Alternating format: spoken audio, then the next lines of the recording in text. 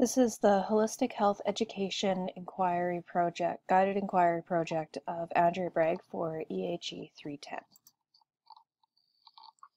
Through this exploration, I'm going to try to answer the broad question of what do people mean when they state the phrase holistic health, while at the same time attempting to answer the more specific and personal question, how do my past experiences impact my current understanding and help me to aspire to live a more holistic life? Though I struggled with how to present my idea and understanding when considering the previous questions, as well as all the parts associated with them, because it isn't quite linear due to the very nature of it. It's more cyclical, but at the same time, it's really not. So I will do my best to make it make sense. At first, let's start with an overview of everything involved. According to First Nations beliefs, changes occur in cycles or patterns.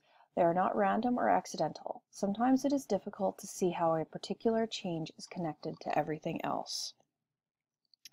So, starting with me and my past experiences is a good place to start. I actually was at one time enrolled in school to be a holistic nutritionist. It didn't end with a degree, but I walked away with a lot of knowledge. I also spent a year in China teaching, which is also where I decided I wanted to be a teacher. I also encountered a lot of pollution there and was sick almost the entire time. I have been and am still very committed to living a healthy life, which includes working out, lifting weights at the gym on an almost daily basis. And unfortunately, I have had several injuries which has affected me in various ways. Now, let's talk about me a little bit more. As I said, I am very committed to fitness. I consider myself to fall into the category of power lifter. I lift heavy weights, do my cardio, and aim to stay overall fit. However, as I said, I have had a few injuries that have affected me quite drastically. Most recently, I pulled a muscle in my back while doing light deadlifts. Because they were light, I attributed it to a physical manifestation of stress. I am also vegan.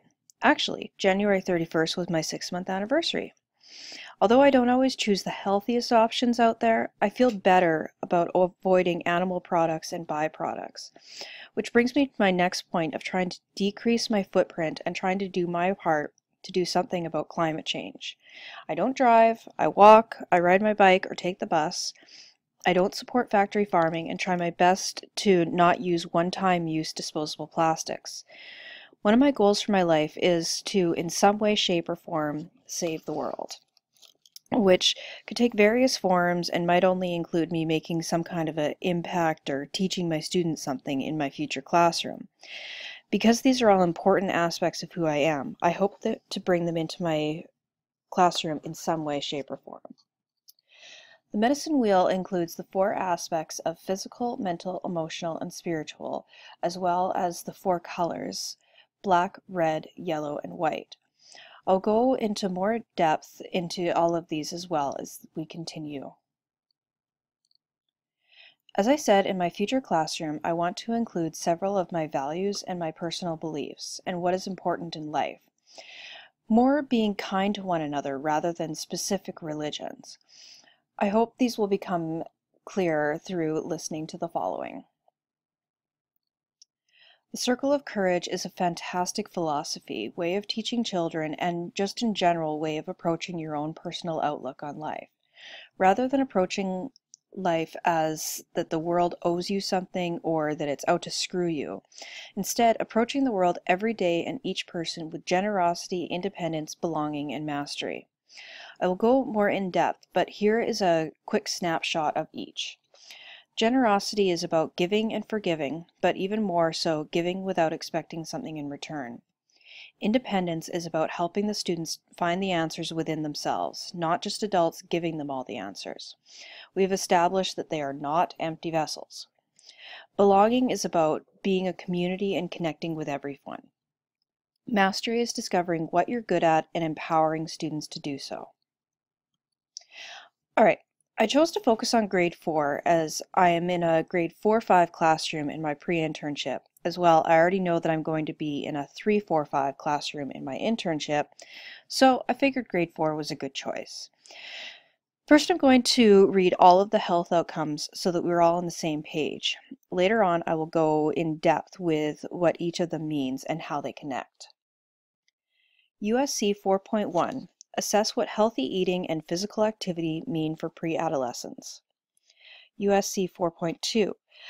Illustrate how both traditional healing, including First Nations and Métis practices, and current Western medical advances have influenced the prevention and/or management of past and present health challenges, including mental health, illness, HIV, AIDS, hepatitis C, diabetes. USC 4.3. Examine healthy interpersonal skills and determine strategies to effectively develop new relationships and/or negotiate disagreements in relationships. USC 4.4. Determine basic personal responsibility for safety and protection in various environment situations. USC 4.5. Examine how identity, for example, self-concept, self-esteem, self-determination, is influenced by relationships that are formed by others. And finally, USC 4.6, assess healthy stress management strategies, for example, relaxation skills, self-control skills, guided imagery, expressing feelings, exercising. When I talk about the connections later on, I will also be speaking to the outcomes and specific indicators as well. So as I mentioned, I took a course in holistic nutrition. There were a few theories and options or opinions that I took that I didn't always completely agree with. However, one thing that I took away from it was to treat the cause, not the symptom. For example, if you have a headache, you could take a Tylenol and treat the symptom, or you could seek out the cause. Maybe you haven't had any water today, or you're under too much stress, didn't get any sleep last night, coming down with a flu, or even something more serious. This ties in with the white aspect of the medicine wheel as well, because by its very nature, to live holistically, you must be grounded and connected to all parts of yourself. So let's begin by following the curriculum, because it feels like a logical place to start. I am training to be a teacher, and although there are times I want to throw it out the window, and I have become a big fan of backwards lesson planning, I feel like looking at the curriculum, how the curriculum relates and intertwines with all other aspects, would help my future understanding and thus make teaching it more natural later on. USC 4.1 looks at the health benefits of regular physical exercise, and through these benefits there is a connection to the other three quadrants of the medicine wheel as well. It is looking at how physical activity benefits and challenges mental, socio-emotional, and spiritual well-being. So this definitely connects directly to the physical aspect of the medicine wheel, but also to the other three, because it is an example of how being physical can change everything about a person. Just the act of taking a walk can make such a drastic difference in the mental, emotional, and spiritual health of a person. This can obviously be very easily applied to physical education, but also to math through the use of manipulatives and centers. Instead of just simply sitting and using our brain as a calculator, the act of moving around, physically holding something that represents an equation, or playing a game that represents algebra has already been demonstrated to benefit learning. Ironically, outcome USC 4.2 was difficult for me, possibly because it is so plain and clear. You don't necessarily need to look for what's hidden or unseen. That being said, this outcome asks students to look at traditional First Nations healing, because the mind, body, and spirit are affected by health challenges, such as depression or stress. We can think how emotional or even spiritual problems or stressors can manifest into mental and physical problems. The amygdala gets involved, and then anxiety takes over, and suddenly a small emotion turns into a very real and frightening anxiety or panic attack. It also looks at preventing and/or managing health challenges, because so often illnesses and even disease can be prevented by having a different emotional, spiritual, or mental outlook or approach to the world and your life. And there are times that the wrong one can turn into something physical. The world is probably split into people who journal and those who do not. And I actually have never been able to successfully keep a journal going. But it is a very effective tool for younger students, even just as a way to getting their thoughts out of their head, whether stressful, funny, strange, or just observatory. It is one way to turn the mental, emotional, and spiritual into something physical and tangible. In the same sense, physical education is an excellent way to release built-up mental, spiritual, and/or emotional stressors into something physical, or just a way to express anything that the students may be feeling. This concept could also be taught in science through cause and effect. Put water on a fire, get boiling water. Worry about a test for a week, you get sick. And this is an excellent example of how everyone and everything is connected. You are stardust. Every tiny atom in your body came from a star that exploded long before you were born. You started life as a single cell, so did all other creatures on planet Earth. So we are all connected and we are all affected. USC 4.3 looks at interpersonal skills and how healthy and unhealthy relationships relate to a healthy or unhealthy mind, body, and spirit. As well, the ability to calm oneself when mental anguish or anger turns into a physical reaction. And I don't necessarily mean a violent reaction, but having a physical reaction. For example, sweating, shaking, clenched muscles, jaws, changes in breathing.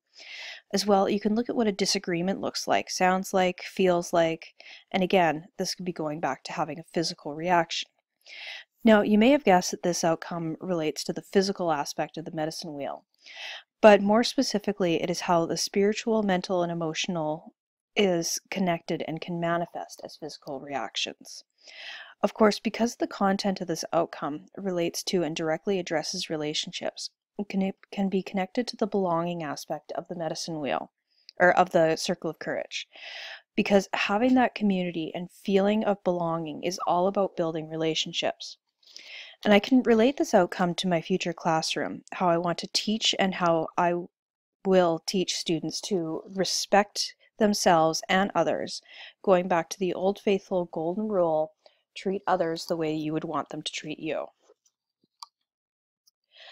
USC 4.4 looks at personal responsibility and cyber safety etiquette. Specifically, it could be as simple as taking your own negative spiritual, mental, emotional imbalance and transferring it to others to hurt them. Additionally, a person, and this has been happening with many younger children as young as 8, seeking others online to help balance their emotional, spiritual feelings. For example, am I good enough? Am I pretty enough? What's wrong with me? And so on. When approaching this outcome, it could be as simple as examining one's responsibility to self and others when using electronics.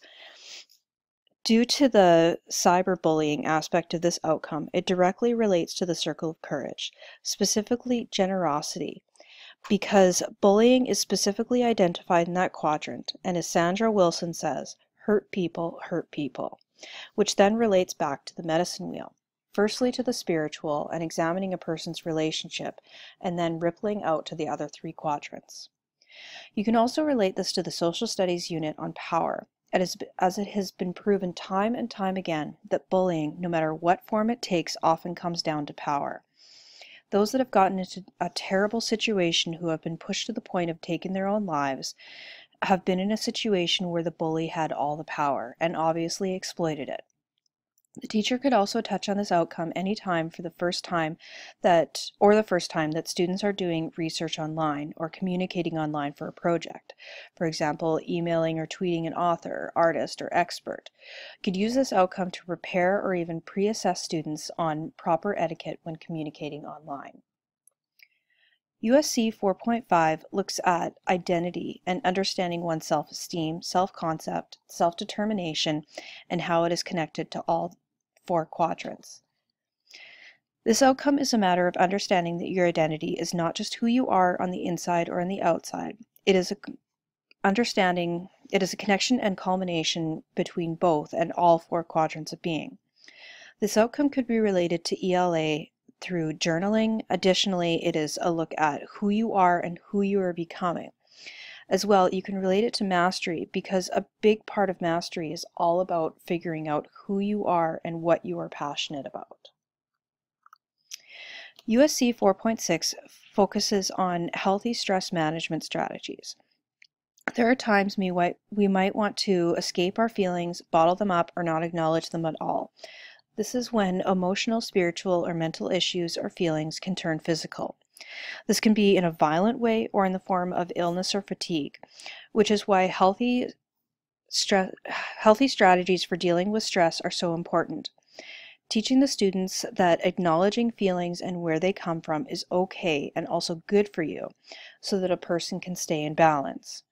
This relates to other subjects such as physical education and ELA quite easily, as doing something physical can help us deal with feelings, or just exerting ourselves physically can help us deal with the mental, emotional, or spiritual aspects of our lives. This outcome can also be directly applied to brain breaks for the same reasons. Through all these methods, the students can learn healthy ways of stress release and healthy outlets for their emotions, because as we know, young students are under more and more stress even at younger ages. Now, let's take a closer look at the circle of courage. Now, let's start with belonging. The act of belonging is to be a part of a community, whether that is a community of 20,000 people or a group of 10. We all want to belong in one way or another and have the opportunity to connect with everyone. At the same time, there's a notable difference between feeling like you belong in this community and helping others belong, which there is a great feeling that you get by helping someone else to belong and to be happy. And this, of course, connects with the spiritual aspect of the medicine wheel. Now, of course, in school, everyone wants to belong somewhere, so the fact that everyone is valued and has value should be emphasized. There is also the aspect of gender acceptance to consider. We should be using the terms students or everyone, not you guys, girls, gals. I like to use little humans or small ones, or apply it to what we're doing in class, such as saying my explorers or my researchers, or after playing a dead bug in phys ed, they were all my little bugs for the rest of the day.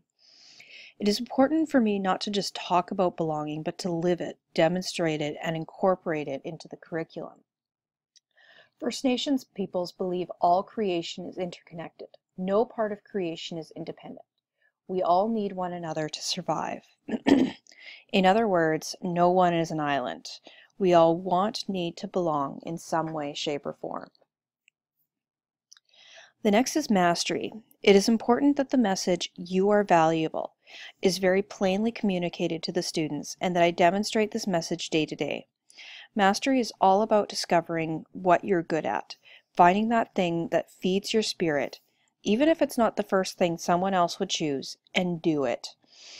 Passion is directly related to mastery. As a teacher, it is a part of my job to help kids discover what they're good at. So when I'm looking for mastery with the students, it is important to be on a treasure hunt, not a witch hunt. I should be looking for what wants to come out, not for what should be discouraged. And so this is about empowering the students to believe that what they enjoy or what feeds their spirit is of value. It's not always easy, but it's there.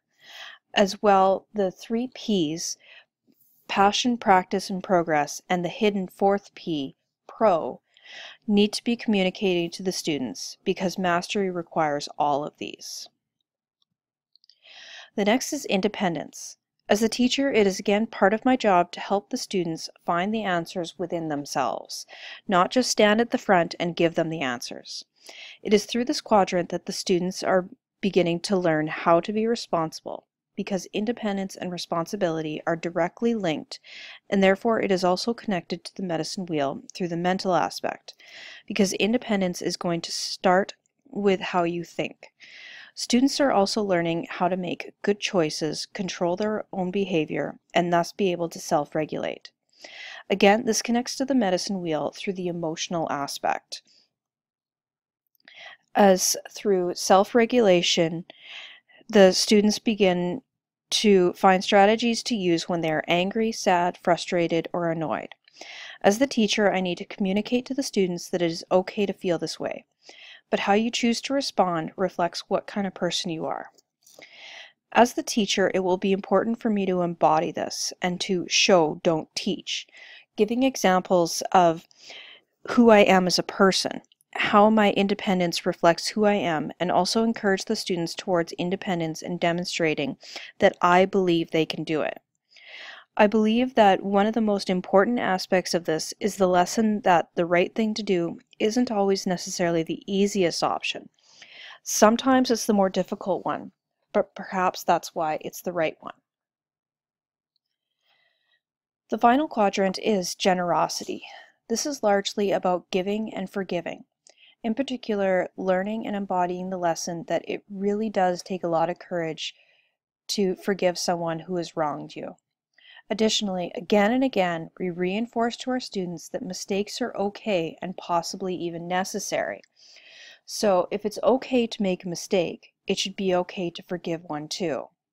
Depending on what you are forgiving, this can relate to all aspects of the medicine wheel, but possibly to the spiritual aspect in particular, as it can take a very strong spirit to forgive something that has really hurt you.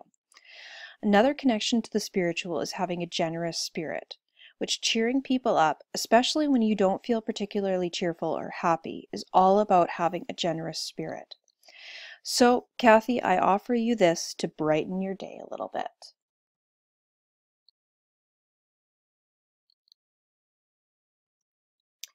Generosity is also about acknowledging those little acts of kindness that students may do without thinking. In my classroom last semester, I made a conscious effort to let students know I had seen them helping out, whether it was closing someone else's locker or helping to tie someone else's shoes. Another important aspect of generosity is bullying. This can go all the ways from the bully, the bullied, and the bystander, relating back to mastery. And one of my jobs is empowering students to be strong, whether it is to stand up for themselves, others, or to have the strength to speak to someone about how angry they are feeling or why they are bullying others. On the other side of it, as a teacher, when I see bullying, follow through is very important. If I see it happening, I tell the students they will be moved or I'll call their parents, but I need to actually do it. Because in this respect, children are very quick learners and they will spot a bluff a mile away. Responding in a calm and thought-out way is important as a teacher, rather than reacting in an angry or fed-up way. This is probably one of the most difficult aspects. Even if I'm feeling stressed, overwhelmed, or tired, I cannot take it on a student who may be feeling just the same way. I am the adult, the teacher, and the model. I need to embody this. By approaching the students with kindness and looking for their strengths, rather than looking for a way to catch them doing something bad, I will get a much better reaction and attitude from the students. Now let's look specifically at the medicine wheel and follow the aspects associated with it. The wheel is used as a way of analyzing a concept by envisioning it from various viewpoints. It is important that each aspect of the medicine wheel be considered equally and be developed with the purpose of achieving balance, connection, and holism. The spiritual aspect refers to one family, direct relations, and friends. Yes, your faith and religion fit in here too, but it is also your inner being, who you are at the core, your soul, that part of you that aches when you know something is wrong, or when it's perfect, or when you fall in love. It's difficult to describe. It's more of a feeling. When you feel something deep inside yourself, that is your spirit. The emotional aspect is your feelings and the relationships associated with your feelings. It is how you feel about something. However, it is also relationships that we have with others and with ourselves.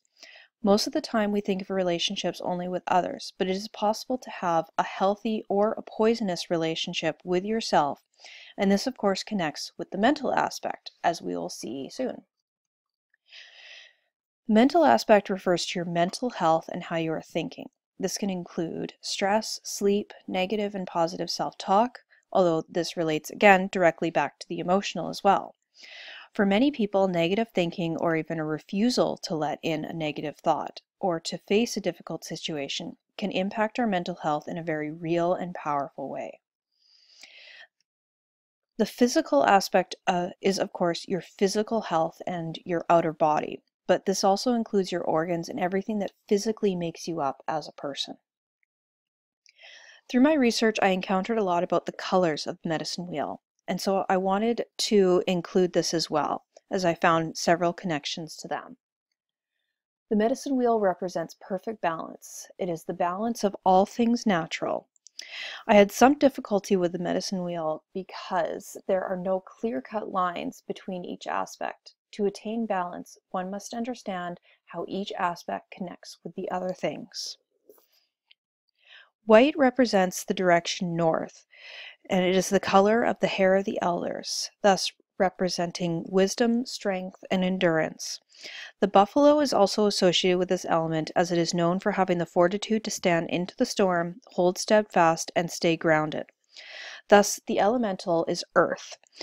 This element relates to both mastery and independence, as we often will look to elders when seeking mastery for ourselves, being willing to and having the wisdom and courage to stand and endure, such as the buffalo, takes a lot of character and often independence, because often when things get difficult, many will take off. This relates to outcome USC 4.5 as well, as this outcome deals with identity, who you are, and who you will look to or how you will seek wisdom. The elemental of black is water, and the color further represents the direction west, which is where the sun sets, thus night and dark. This is the time of day when we should be introspective and reflect upon our actions of the day. It is also a place of forgiveness of ourselves and others. I relate this introspective element to my physical manifestation of stress, because when there is excess baggage, thoughts from the mental body will generate emotional stress that trickle down and affect the physical body. A person with overwhelming stress will at some point experience physical symptoms because of the mind-body connection. This element also relates to generosity, as it is a place of forgiveness. This relates to the outcome USC 4.3, as this outcome is about how to calm oneself and being introspective and self-regulatory. Red represents the direction south, spiritual awareness, peace, and gratitude. This quadrant also represents the air elemental. Due to the nature of it, this quadrant relates to the circle of courage, specifically belonging and mastery. This also relates to the outcome USC 4.6, as it explores healthy stress management strategies, which can often fall into the category of awareness, gratitude, and attempting to be at peace with the situation. Finally, yellow represents the direction east, which is where the sun rises, representing new beginnings each day. It represents light, hope, and new choices. And you may have guessed that this elemental is fire. This relates to the mental aspect as well as mastery, as you are affected with new choices every day, which sometimes requires making difficult decisions. Should I give up? How am I going to face this day? Which relates to the spiritual, emotional, and physical sides as well. My attempts didn't go so well yesterday. What should I do differently today? Thus, this connects with USC 4.1, because the choice to be physically active is a choice that everyone makes every day, and this is a very important factor to help the students learn and understand about themselves. So a big question is, how do you go about trying to teach this? Well, I feel like the first and most important thing to remember is don't be a hypocrite, because students will see right through this. So this means living and demonstrating what is important to me. Well, as I mentioned earlier, I am a vegan, and I attempt to respect all life if I can. So if I were to eat a big juicy steak, my physical would not be satisfied because my mental, emotional, and spiritual aspects would be out of sync. Most likely I would just get really sick. This is just a small example to illustrate how we are impacted by our whole being. Be grateful for every day, every breath I take, and show respect for all life. I think of all of this and how to bring it into the classroom in a way that everything is connected. This does not just stop at the medicine wheel, but also includes school subjects. When I consider this, I try to think of Finland and Australia. Everything is connected and can be taught together because everything is connected. Even if the dividing lines between subjects cannot be completely taken down, the lines can be blurred, which is how teaching holistically can be started, achieved, or wrapped up. helping the students to understand how to self-regulate, understand their emotions, and how they affect the rest of their being, and introducing the circle of courage and the medicine wheel into my classroom philosophy. These could be directly started in the beginning of the year and then incorporated daily into lessons, conversations, or just how I'm speaking to students. Basically fostering a classroom of respect, as well as one that embodies the circle of courage. Additionally, by including the medicine wheel in the classroom, the students can be assisted in understanding their own feelings by understanding the 4 quadrants and how they apply to themselves. The 4 aspects of every person's nature are reflected in the 4 cardinal points of the medicine wheel. It cannot be said that a person has totally learned in a whole and balanced manner unless all 4 dimensions of their being have been involved in the process.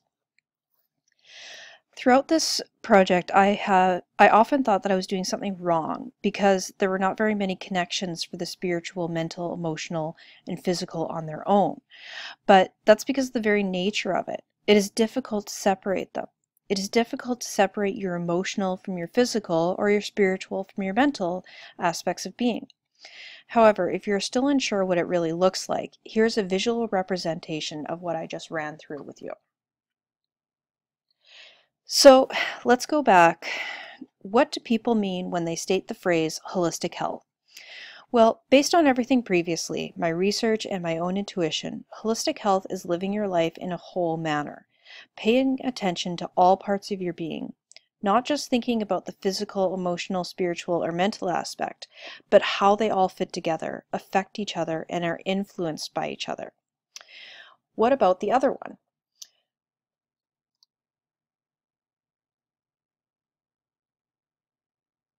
How do my past experiences impact my current understanding and help me to aspire to live a more holistic life?